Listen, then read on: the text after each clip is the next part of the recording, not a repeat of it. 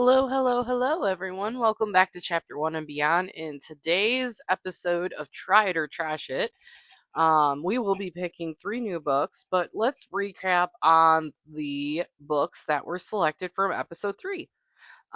So we had A Beautiful Mind by Sylvia Nasser. I also had picked from the wheel The Wild Huntress by Emily Lloyd Jones. And then finally, Blackwood's Blue Sky by Ewan Ivy. Of the three, I was able to finish two of them. So I did not get to The Wild Huntress by Emily Lloyd Jones, which I have before starting to record this. I did re-add back to my wheel. So I think going forward, I am still going to pick three in the future, because there are going to be some weeks where I think my reading availability schedule, if you will, is going to open up. So I think for consistency's sake, I'm still going to spin three going forward, even though in the past few weeks, unfortunately, I have been struggling to get through the three books. But let's talk about A Beautiful Mind by Sylvia Nasser. I thought this was an okay book. I gave it about a 3-star review on this, and I was able to get this on audiobook through the Libby app. And it was a very interesting book because, like, it talked about John Nash, who is a mathematician genius, and he had been recently diagnosed with schizophrenia. And it was like a really interesting story. The audiobook was absolutely fantastic. I only gave it a 3-star just because there were like quite a few spots where I was just like, okay, like this is really slow and dragging, and I just, I was invested, but I just wasn't fully engaged with it. So I did give that a 3 stars. That did get knocked off my list for my want to read on my hardcover. And I don't physically own this book, so I'm still glad that I was able to do the audiobook, but at the same time too, um, you know, it's a one and done for me. So and then lastly, Blackwood's Blue Sky by Ewan Ivy. I absolutely love this book. I actually physically own this book, and I will be keeping this book just because I didn't realize this book was actually classified as magical realism. And it takes place in Alaska, which was very interesting. The lifestyle and the characters and just everything in general with this one. So I did give it a 5-star. I really loved the characters.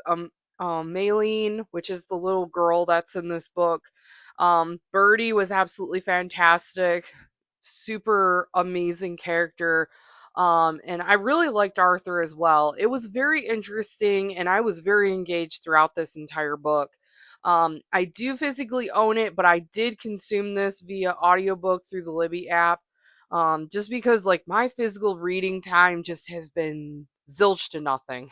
So, but yeah, those were the three. I really wish I could have got to The Wild Huntress by Emily Lloyd Jones, but I do physically own this book, so I will just continue to keep this on my shelf, and hopefully in the future I'll spin again and I'll be able to actually fit it in. Okay, so let's do our new picks, okay? So let me get this spinner wheel up and running here. Okay, so let's do spinny spin number 1. Let's see what it lands on. And okay, interesting. So we got Clockwork Prince by Cassandra Clare. Um, okay, so I do physically own this book. It is about 528 pages. It is actually the second in the Infernal Devices series, which I did finish the first in this series. It's just been a little bit since I picked it up, but um, I personally have been trying to find a way to get back into this series, so I'm very excited. I have a ton of series by Cassandra Clare on my shelf, and I just have not had the time. So I'm really excited that I will be able to pick this one up for the upcoming week. It was published in 2011, and it looks like, according to the book description, we're looking at in the magical underworld of Victorian London, Tessa Gray has at last found safety with the shadow hunters, but that safety proves fleeting when rogue forces in the clave plot to see her protector Charlotte replaced as head of the institute. If Charlotte loses her position, Tessa will be out on the street, an easy prey for the mysterious magister who wants to use Tessa's powers for his own dark ends. With the help of the handsome, self-destructive Will and the fiercely devoted Gem, Tessa discovers that the Magister's war on shadow hunters is deeply personal. He believes them for a long ago tragedy that shattered his life. To unravel the secrets of the past, and the trio journeys from mist-throated Yorkshire to a manor house that holds untold horrors, from the slums of London to an enchanted ballroom where Tessa discovers that the truth of her parentage is more sinister than she had imagined. When they encounter a clockwork demon bearing a warning for Will, they realize that the Magister himself knows their every move, and that one of their own has betrayed them. Tessa finds her heart drawn more and more to Jem, but her longing for Will, despite his dark moods, continues to unsettle her. But something is changing in Will. The wall he has built around himself is crumbling. Could finding the Magister free Will from his secrets and give Tessa the answers about who she is and what she was born to do? As their dangerous search for the Magister and the truth leads the friends into peril, Tessa learns that when love and lies are mixed, they can corrupt even the purest heart. So this is a science fiction young adult fantasy. I would say, I don't know why hardcover app like automatically puts science fiction, because there's nothing science fiction about this, I guess. Um but honestly, I am very very excited for this specific one, just because this is more, from what people have described about this entire like trilogy of Cassandra Clare's, this is more of like a steampunk-ish version of her works. So I'm very excited about this, and it has an average rating of 4.2 stars. I really like Tessa and Charlotte as a character from the first, so I'm really excited to see that continuation continue in this. But um, I do physically own it. I think I'm able to get this on audiobook, so I will be able to dive right into this right away.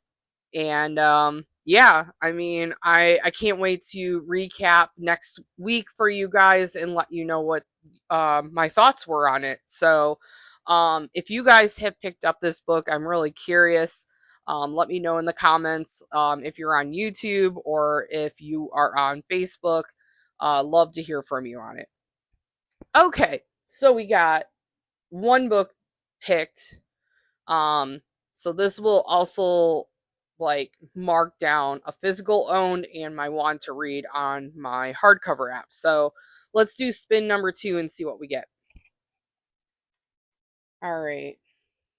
And okay, interesting.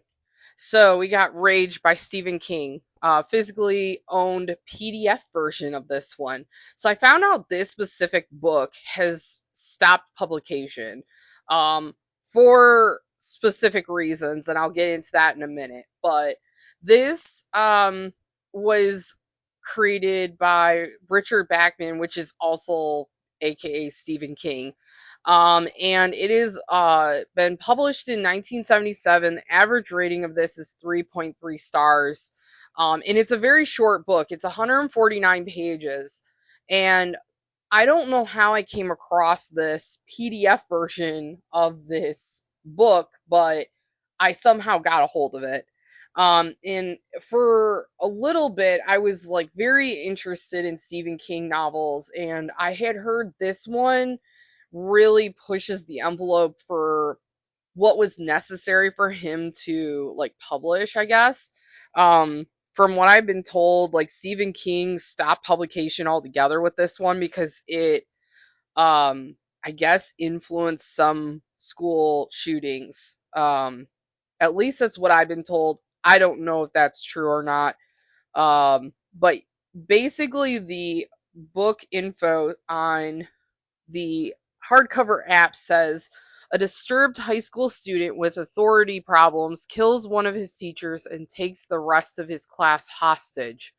Over the course of one long, tense, and unbearable hot afternoon, Charlie Decker explains what led him to this drastic sequence of events, while at the same time deconstructing the personalities of his classmates, forcing each one to justify his or her existence. Um, so I get a little triggered when it comes to school shootings just because um there's a lot of that goes on in the US, and it breaks me to the core knowing that people's lives get lost because of this type of situation. But I've been very curious as to why he would, like, I guess Stephen King would even publish something like this with a character that dark. It is described as a fiction young adult, which I never in a million years would let my kids in the future probably read this book. Um, so maybe that's why it's not published anymore, but I was very curious about it. I have thoughts on whether or not I want to just get rid of this off of my list altogether and not even bother with it, just because I know how dark this is probably going to get. I mean, I read Pet Cemetery and I thought that was dark and twisted, but I guess this one goes even further. And even for Stephen King, he's mentioned in interviews that it just goes a far off. But I'm willing to give it at least 50-page try to see what it's like. But I think if I am just way too triggered, I'm just gonna end up getting rid of this altogether, and hoping that it doesn't get exposed to anybody else. Because if it really did influence previous, school shootings, I don't know. I don't know, like, if I part of me doesn't really want to review this book.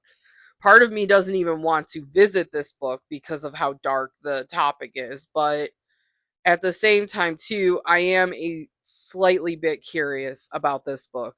Um so I don't know. Um I doubt a lot of people have read this book just because it is no longer published. Um and even the PDF of this is a little, I don't know. It's not very easy to read, like looking at the PDF that I have, but um I'm gonna kind of table this one for now, and then I will let you guys know in the recap whether or not I even visit this one or not. So for right now, I'm a maybe on whether or not I'm going to try this one. So all right, let's do one more spin. Let's see if I get a third book here. Because like obviously the trend is that I've been at least able to finish two books. So maybe this might work out. So let's see what we get next. All right. So this one's interesting. So this one is actually from my want to read list on hardcover. I do not physically own this book, but I have seen very good reviews about this particular book on BookTube and on Book Talk. So what ended up getting selected was Alone with You in the Ether by Olivia Blake. This one was published in 2020. It is a 279 page book, and its average rating is 3.6 stars. The only thing that kind of reserves me a bit is I'm kind of on this anti romance esque book ban for myself because like um I'm gonna be honest, like with a Frost, A Court of Frost in Starlight, by Sarah J. Maas, I was a little bored, and I'm just not really in a romance. I'm never really in a romance mode, and it looks like it says right on the cover a love story. So I'm like, okay, there's got to be some kind of romance. But the weird thing is that hardcover is only classifying this as fiction fantasy. So I'm a little hesitant on this one, but I'm going to read you guys the book info and then I'll kind of figure it out from there. Um, so the book info on here says from Olivia Blake, the New York Times best-selling author of the Atlas Six, comes a literary intimate study of time, space, and nature of love. Alone with You in the Ether explores what it means to be unwell and how to face the fractures of yourself and still love as if you're not broken. Chicago Sometime, two people meet in the Art Institute by chance. Prior to their encounter, he is a doctoral student who manages his destructive thoughts with compulsive calculations about time travel. She is a bipolar counterfeit artist undergoing court ordered psychotherapy. By the end of the story, these things will still be true, but this is not a story about endings. For Reagan, people are predictable and tedious, including and perhaps especially herself. She copes with the dreariness of existence by living impulsively, imagining a new alternate timeline being created in the wake of every rash decision. To Aldo, the world feels disturbingly chaotic. He gets through his days by erecting a wall of routine, a backbeat of rules and formulas that keep him going. Without them, the entire framework of his existence would collapse. For Reagan and Aldo, life has been a matter of resigning themselves to the blueprints of inevitability until the two meet. Could 6 conversations with a stranger be the variable that shakes up the entire simulation? Interesting. So it's a fantasy, but that reads to me like a science fiction. It kind of, I don't know. I don't know if I've read anything like this. Maybe Atlas, Cloud Atlas, maybe. But even that, I've only read a segment of that. I haven't really read the whole thing. I've seen the movie of that one. That one was really interesting with the alternate universes and everything. Um, I mean, it's got an average 3.6 rating, so it sounds good. I mean, it's under 300 pages, so I can't go wrong with it. Let's see what the popular reviews are. One review says, I have a lot of conflicting thoughts about this book, but man, the end notes got me. What happens when your broken brain becomes someone else's problem? I was rooting for them in all their awful coexisting toxic mess, and I think I was rooting for myself too. And that person gave it a 4 stars. Felt like a fever dream. The writing is so incredibly stunning. 5 stars. Let's see. And this one has 0 stars. I don't know how I feel about this book. Part of me wants to give it a 1, and the other part wants to give it a 5. I'm not going to rate it. That doesn't really help others, but it's okay. I think I am going to give this a whirl just because of the fact that um, it's so short, and I feel like, honestly, let's just crank some of these off of my list. Um, I feel a little bit more confident with this one as opposed to Rage by Stephen King. I feel like that one is like probably not going to be a good idea, but the more I think through that one, I don't think it's going to be a great idea. I might just get rid of that one altogether.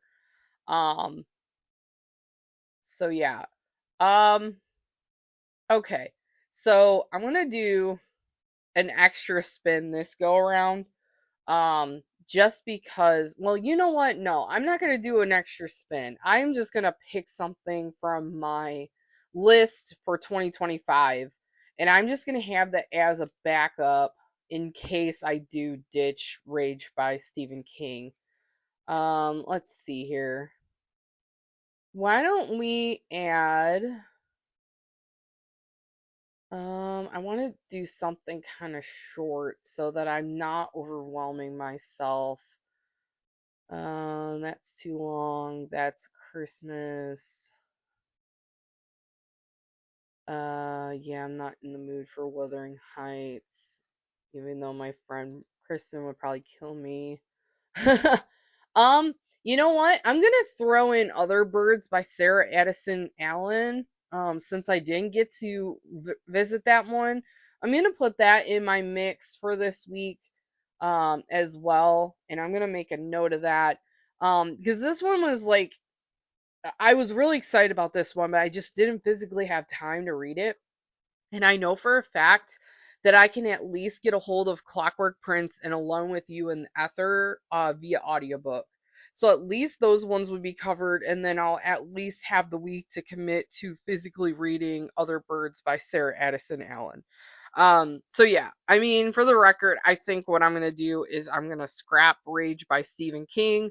It's just gonna get completely eliminated. It's not getting re-added back to my wheel. And then we got our three. So I'm really excited about this lineup, and I'm actually really happy with the decision I made, like talking through this. So it looks like you guys are really enjoying this series, but I would love to hear from you guys. If you can like leave in the comments if you're on YouTube, let me know your thoughts of this mini series that I've been doing, Try It or Trash It. If you're joining in on doing your own Try It or Trash It, please let me know in the comments as well, like what books you've been selecting and which ones you tried and which ones you got rid of. So I really appreciate all the support. Thank you guys for joining, and I hope to update you guys on everything for next week. I know we're getting closer and closer to the holidays, so it's going to be very fun in the next couple of weeks because I have a lot planned for this podcast. So I just hope you guys have a wonderful week, and until next time, I'll talk to you guys later. Take care. Bye.